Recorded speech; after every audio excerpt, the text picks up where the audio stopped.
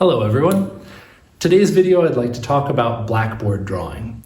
Now, when you walk into a Waldorf classroom, often the beautiful artwork on the board is one of those things that really stands out. And when I started as a Waldorf teacher, I found it one of the most daunting things that I could imagine.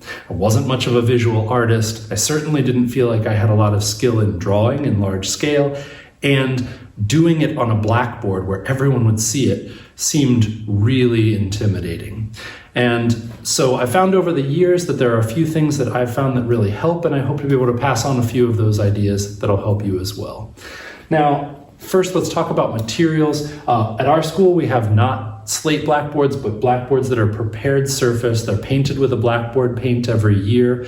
I find that they work really well. They pick up color all right, they blend when needed. It does help sometimes when they get a little bit rough to sand them after they've had a layer put on. But we re-prepare our blackboards about every year or two, and that seems to work.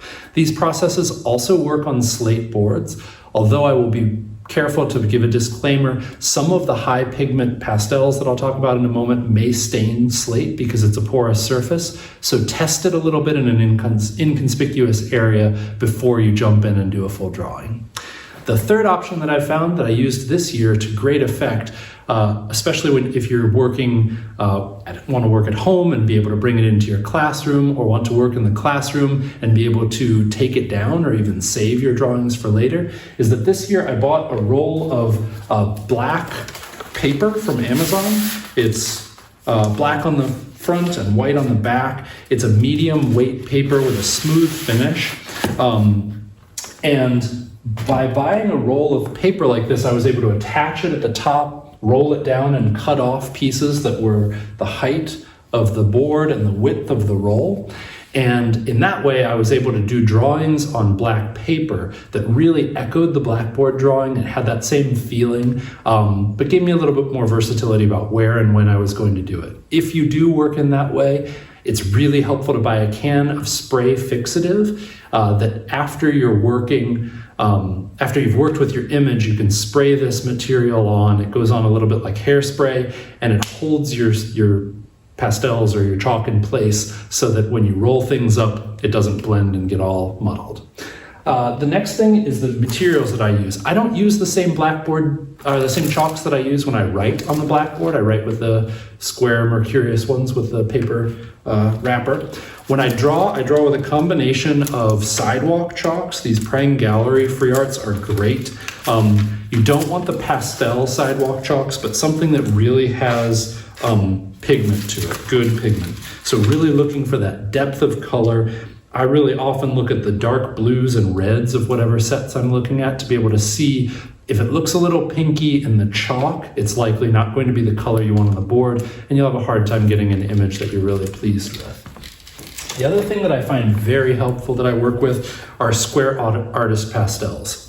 These sets have, for example, this is a 48-piece set that you can see is well used and loved.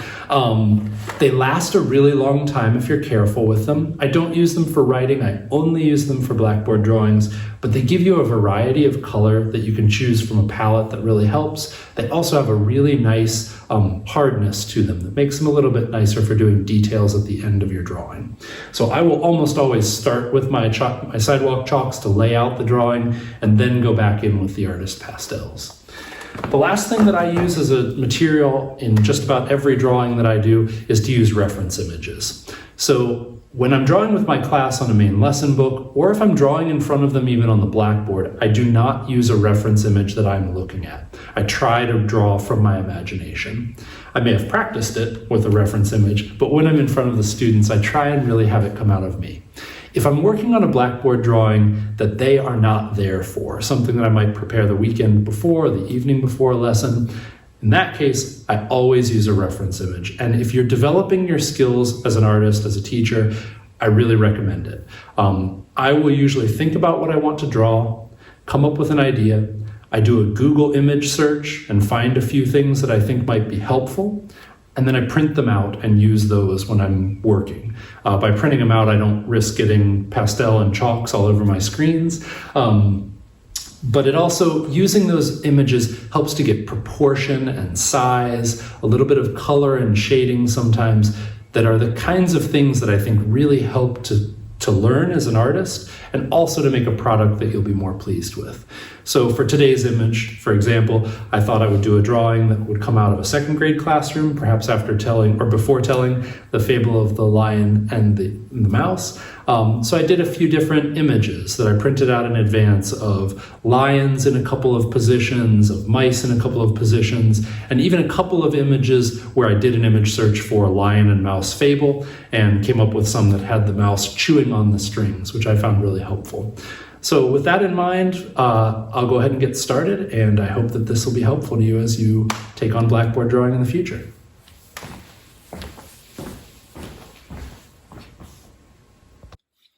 First thing I always start off with is thinking about the space and layout, what I'm going to want it to look like. So I'm thinking right now that I'm going to have the lion. I'm going to make my image about from here to the other side of the board. I'm going to have the lion laying down here and a mouse over here chewing on the net that's captured the lion. And I'll leave maybe a brown or green space in front of the lion on the ground and a little bit of sky in the background. So with that in mind, I'm going to start with the biggest areas that are figures. I'll fill in the sky and the ground in a moment, but I like to start first with where that image may be. And I usually use one of the mid-tones or lighter tones of what that figure will be like. And I start off by thinking about the shapes of what the figure will be. So I'm thinking about, and I again, much like with in lesson book drawing, I will do lines last and start with areas of color. Let the lines arise from where the colors meet. And that's really a lot more. Muzzle will be about there. And then I'm going to think about where the mouse might be. I'll start with the mouse. I'm going to use white, even though really it's going to have more of a brown color. I'm going to put the mouse about here. So I start by just bringing that close. Now I keep this really light, and I do generally leave a tiny space between the two because I'm not sure if I need to make the body of the lion bigger or smaller. Then I'll use the other color to shape it in. But I'll come back to that. It does really help to fill the whole composition first. Once you've done your lion, you don't want to be coming back in with the background and getting close. It's really hard to do well, and you're likely to then wind up blurring and blending things. So working the whole composition at a time is really, I really recommend it.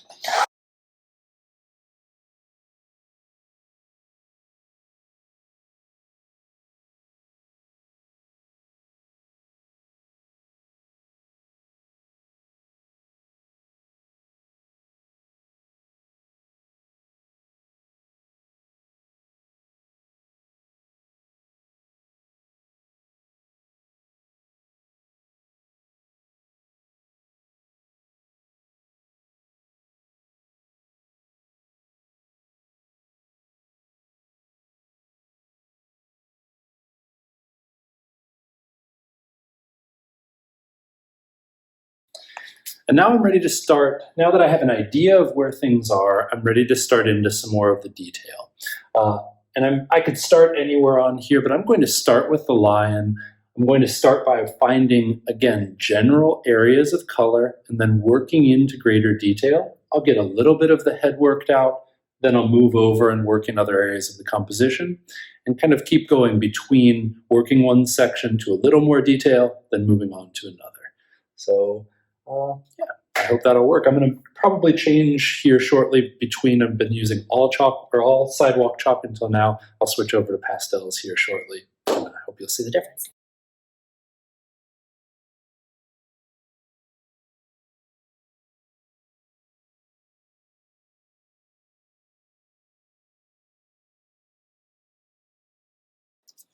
One thing that's good to note when doing Blackboard drawing is that pushing harder or adding more of one color doesn't make things darker.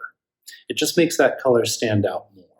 So for example, here where I'm going to want a little bit of shadow around the eye, it doesn't help any to just keep pushing harder with this chalk. I do actually need to switch to a slightly darker color.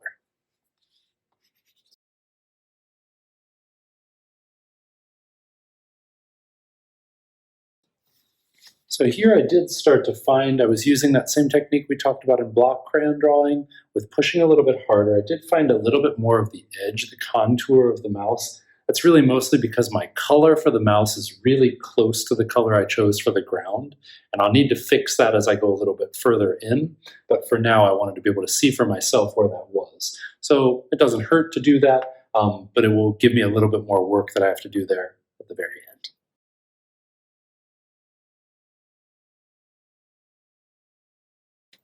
In a place like here where I don't think I'll be doing a lot more work, try and get to a little bit further along. So you can see I'm putting down a layer of color to try and have the green around the mouse not really stand out from the green on the other side. And then I'll put in a few strokes like this just to give a suggestion of some grass or other kind of foliage.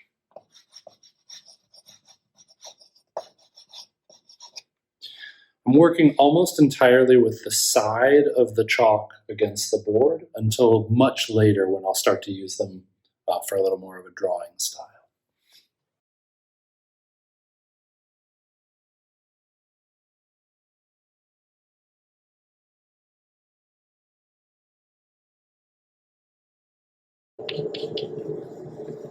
In an area like this, where the mane comes into the body, I'll leave a little bit of space.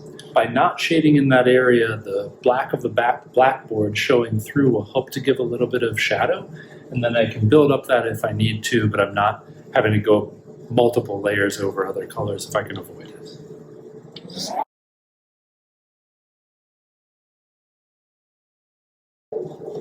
I think a lot about the direction of the stroke. So in this case, I'm thinking about the way the hair on the lion would lay so that all of the strokes that I use follow that direction rather than just filling in and then trying to leave it as a color field. I really think about each stroke kind of adding to the texture. This is a different style. Some people really like to draw and blend and then layer another on top. I just prefer a different illustrative style. So find what works for you.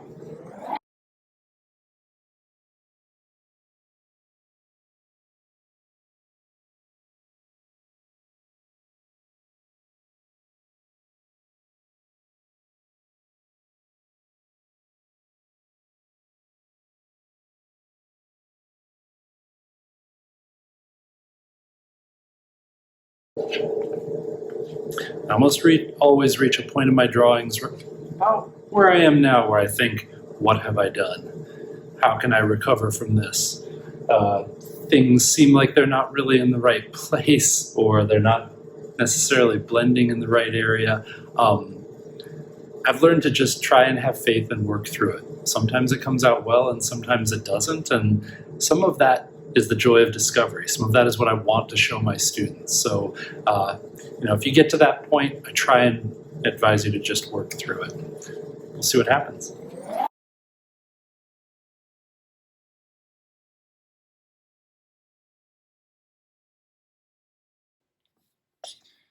Sometimes you just have to stop working one area and go somewhere else and then come back to it and see if you like it better.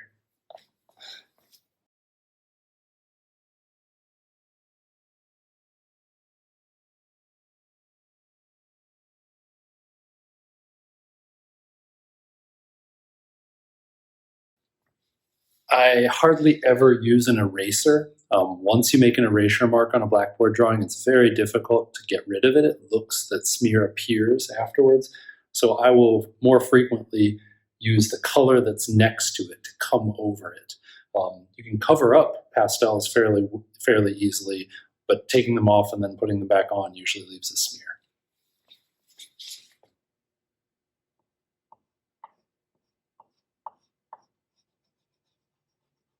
Just make sure you blend it into the background.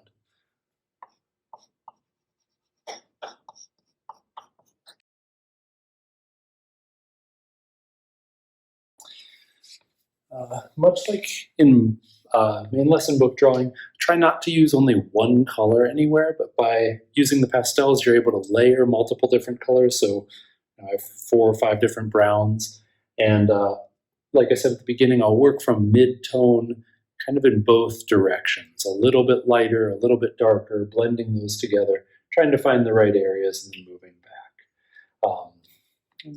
Almost there. When I get to about this point, I do start to put in a few more of the really distinctive features, places that may be all the way into the darkest or lightest of the tones. So for example, the next thing I can really see is that I need to know where the mouse's eye is going to be and where its mouth is going to be before I add other details. Also, it's worth noting that in a Blackboard drawing, like in a main lesson book drawing, you don't need to draw every detail in particular. You need to suggest some things and indicate others. So for example, I likely won't put too much more detail into the feet because it's not really the focus of the drawing, but I really want the eyes of these figures to speak to each other. So that's something I'll really pay a little more attention to the detail in that area.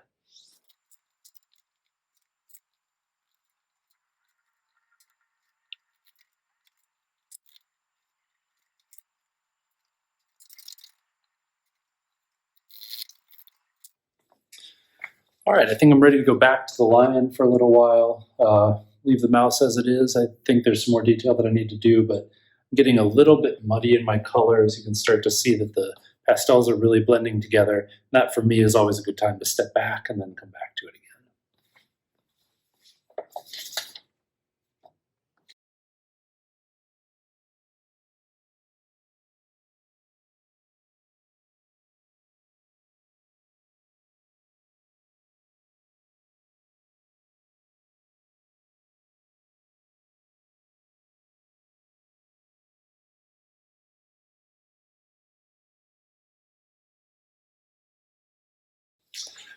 I think I'm about as good with my general layout of the lion's head as it's going to be. So I'm going to do the same thing I did with the mouse and put in a little bit more of the detail of the eyes, a little bit of the delineation around the nose, maybe even a couple of whiskers. The next thing I really have to deal with is where the net is going to be, because right now I need to create that net over it in such a way that the lines can cover it, and then I can put a little bit of shadow underneath the net as well to make it not look like it's just drawn on top, but actually interacting with the figure.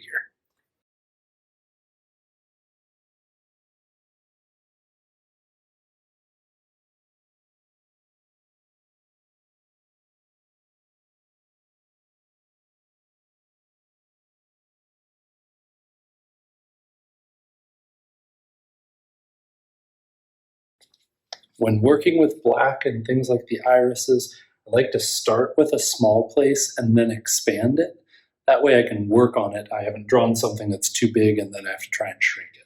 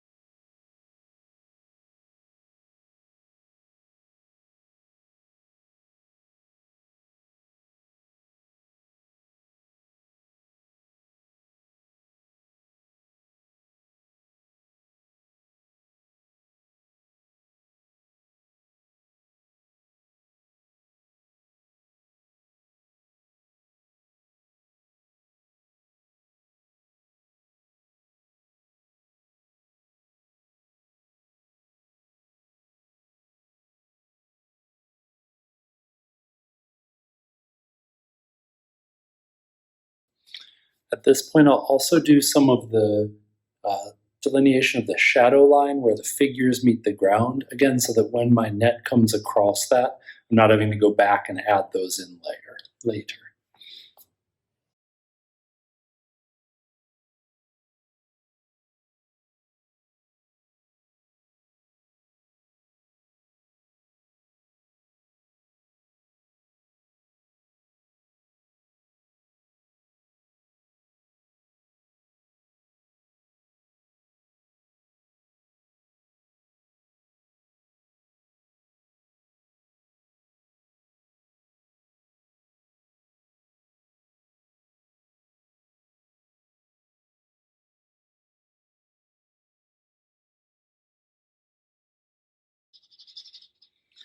always nice to give a little bit of shadow underneath your figures, not just a line, but a little bit of shadow. It gives them more depth and weight on the page or on the board.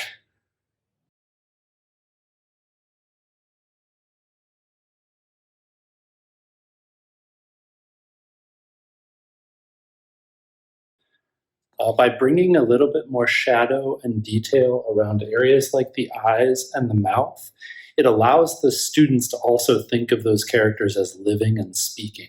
I also like to often draw my figures so that their mouths are slightly open.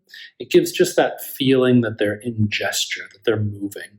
It's similar to drawing people who are posed as opposed to people who are standing rigidly. And when I add shadow, I also like to add a little bit of highlight to certain areas, giving that balance. Again, working from the midtones out to the lighter and darker colors.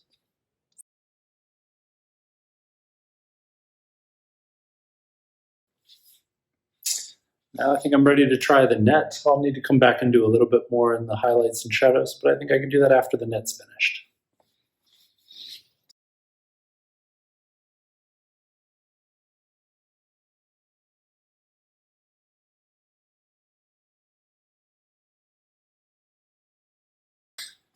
Put some mid-tone shadow and then black. I'll put the mid-tone shadow on the bottom side of almost all of the lines of the net, and then I'll go back with black and just darken a few and add in some highlights to really make the net stand out. And then I'll see what I need to do about maybe making some places where the mane crosses over the net or giving it a little bit more integration into the rest of the drawing.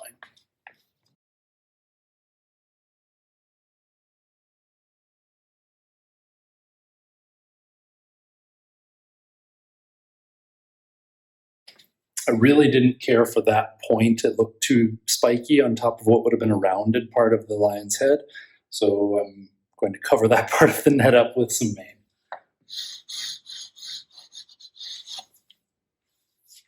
Might need to lose some of that line. That's actually the one that would have been, you can imagine where the lion's skull would be here. So having a line that comes up like that wouldn't really happen. Those are the things that the students will eventually point out to you.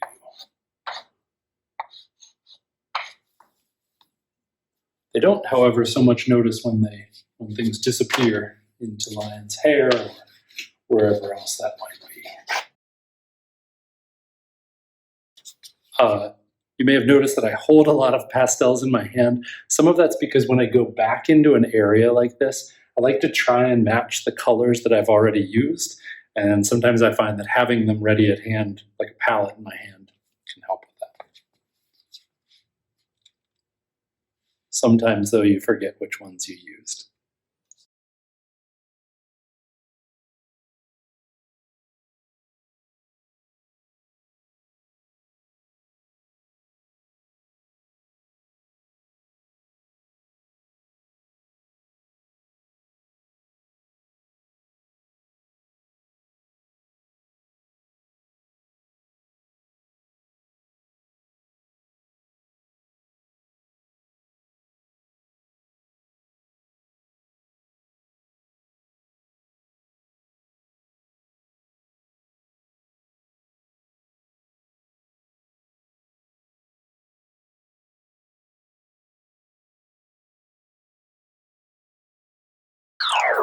Sometimes brand new sidewalk chalks, especially in pastels, have almost a finish on the outside, so you have to kind of work through that a little bit, and then you really get to the chalk.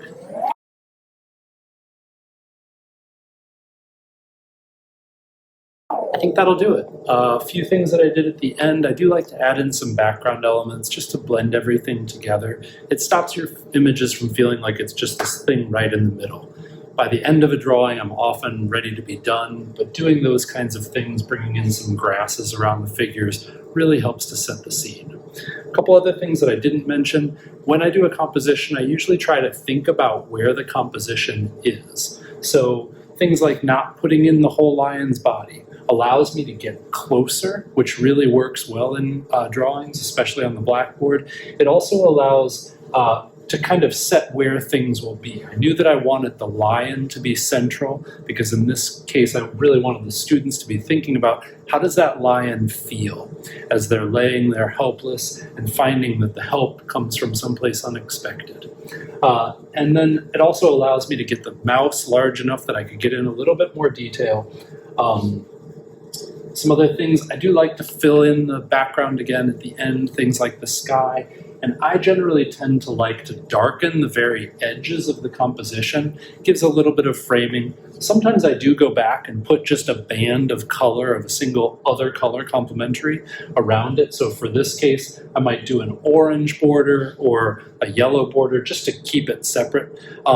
That's not as much a composition thing for me as it is because then when I clean the blackboards, I'm not likely, or a student, if they're doing it for chores, is not likely to wipe into the drawing itself. It gives a little bit of a buffer so that it's safe to work around. So I think this is as far as I'll take it for now. I hope that this demonstration has been helpful for you. I hope that you can see how the techniques that I'm using could be something that you might be able to use in your classroom. And again, I started from a place where I really wasn't confident. I'm now at a place where sometimes I like what I draw. I encourage you to keep at it every day. That's really the process that we want our students to learn from, and it's something that they'll learn best if you demonstrate it for them. So good luck, and I hope it goes well.